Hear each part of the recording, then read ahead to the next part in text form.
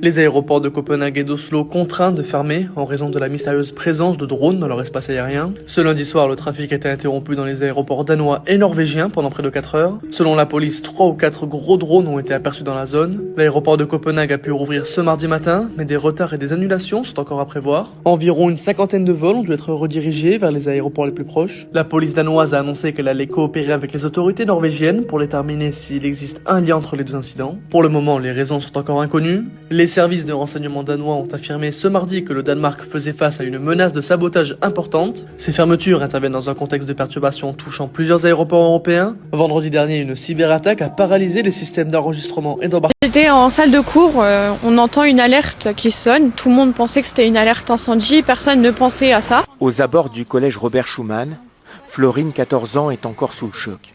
Vers 8h15, elle a entendu, comme tout le monde, l'alarme retentir. Lorsqu'on essaie de sortir pour aller se rejoindre dans la cour, on nous dit que non, faut se confiner, qu'il y a quelqu'un dans le collège et que faut vraiment se planquer et rester caché en fait. Et en redescendant, je pense un peu facile une demi-heure après, on nous a expliqué que y a une prof qui a été agressée à coups de couteau. Blessée au visage par un élève dans sa classe, la professeure de musique de 66 ans a été prise en charge par les pompiers, puis hospitalisée. Son pronostic vital n'est pas engagé.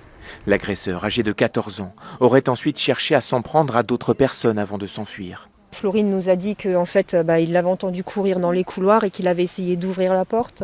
La prof avait barricadé la porte. Très stressant de se dire qu'à tout moment, il rentrait dans la classe et que c'était ma prof qui était prise pour cible.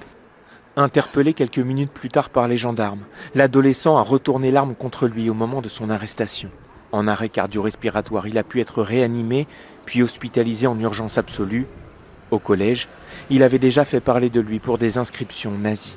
Il faisait des croix gammées, il faisait la croix chrétienne mais à l'envers. Il sociabilisait pas beaucoup avec les gens, il était plus dans son monde, si je peux dire ça. On ne sait pas pourquoi il a fait ça, surtout que ma prof de musique, elle était vraiment gentille. Il n'y avait pas eu de problème entre cet élève et la professeure ? Non.